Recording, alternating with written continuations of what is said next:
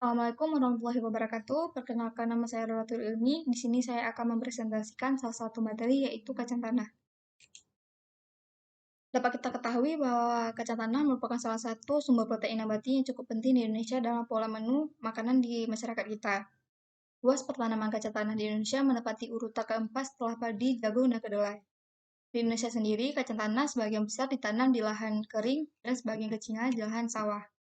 Masing-masing jenis lahan tersebut memiliki karakteristik yang berbeda-beda, sehingga potensi hasilnya pun dapat berbeda-beda juga. Selanjutnya ada upaya meningkatkan produktivitas kacang tanah. Yang pertama yaitu dapat kita lakukan memperluas area panen.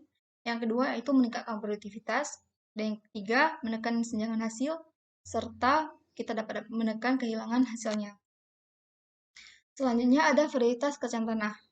Varietas unggul kacang tanah ditandai dengan berbagai macam karakteristik sebagai berikut.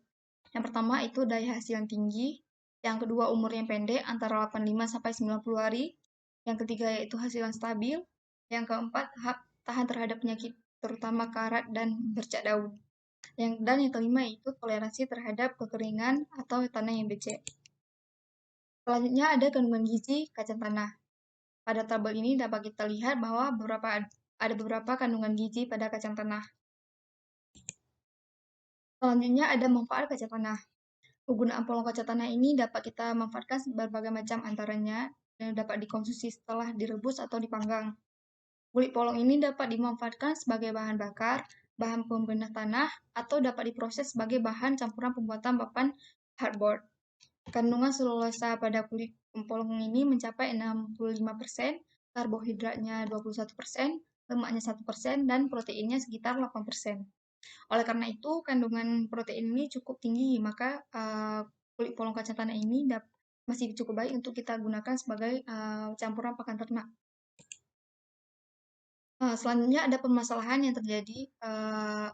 kacang tanah yang terjadi di Indonesia. Dari segi produktivitasnya, Indonesia dinilai masih cukup rendah, yaitu sekitaran 1 ton per hektarnya. Tingkat produktivitasnya ini hasil yang dicapai ini baru separuh dari potensi real apabila dibandingkan dengan USA, China, dan Argentina yang sudah mencapai lebih dari 2 ton per hektarnya. Selanjutnya ada tahapan kegiatan panen dan pasca panen pada kacang tanah.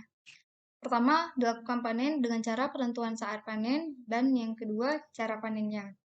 Selanjutnya ada proses pasca panen, yaitu yang pertama dilakukan perontokan pada polong, yang kedua ada pengeringan pada polong, yang ketiga ada sortasi, yang keempat pembijian, dan yang terakhir yaitu penyimpanan.